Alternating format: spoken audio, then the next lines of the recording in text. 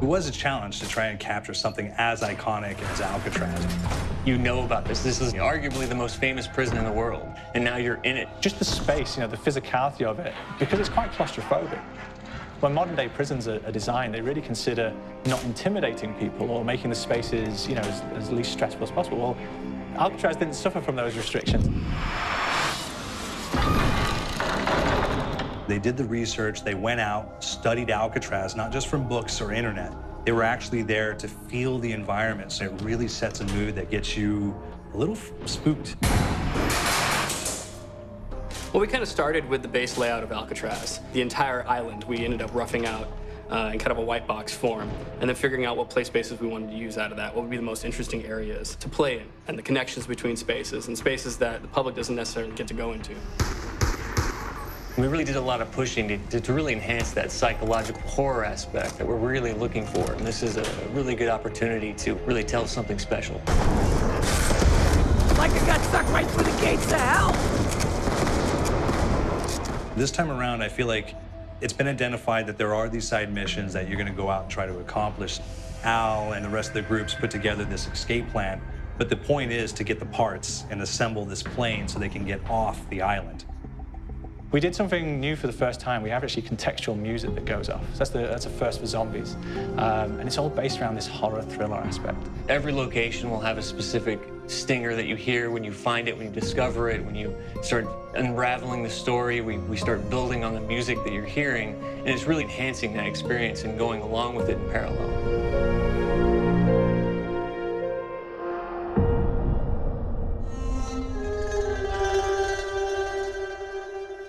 Because we wanted to embrace this kind of horror thriller element, we wanted character actors, guys who could really embody someone and then convey emotion. So that's why we went for guys like Ray Liotta, getting in that kind of guy. We wanted a frantic nature, so he plays a character called Billy Handsome, who's this kind of psychopath who would be employed by the mob to kill people in interesting ways. Chaz Palminteri, he plays a guy called Sal DeLuca, an old mob boss. Michael Madsen playing Finn O'Leary. He's kind of worked himself from the floor, from the streets. He's got his hands dirty in the blood and the guts a couple of times. And then we had Joe Pantoliano, and he plays Arthur Arlington, who's nicknamed the Weasel.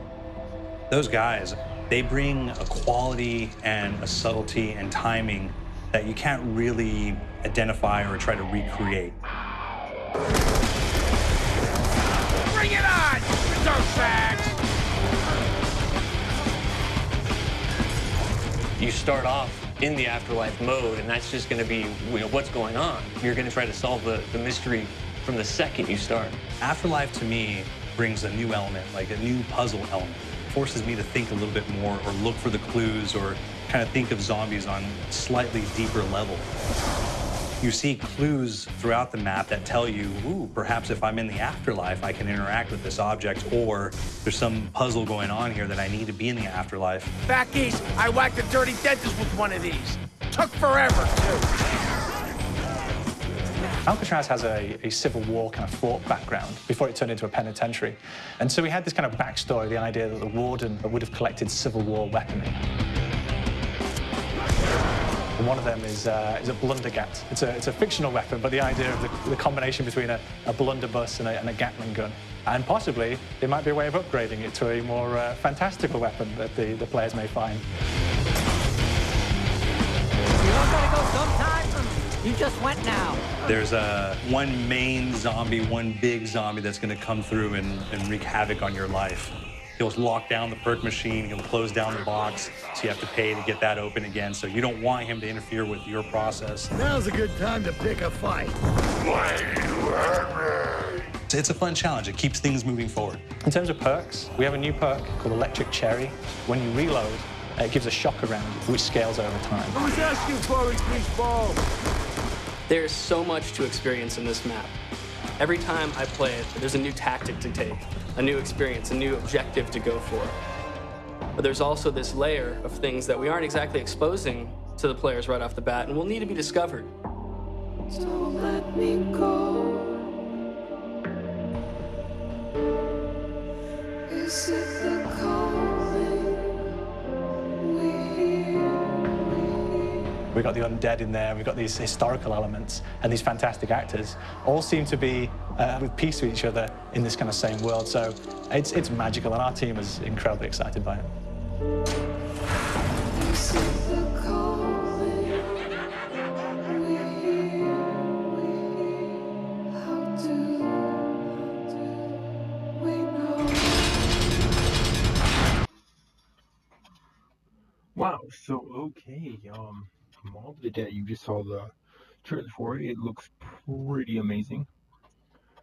So as you can see, we have some um new weapons. Well, not new. Yes, you can see that there's Thompson in there. You have the ray gun still. Some new weapons, of course. Pack Punch Machine still there. My bad, my voice changer was on.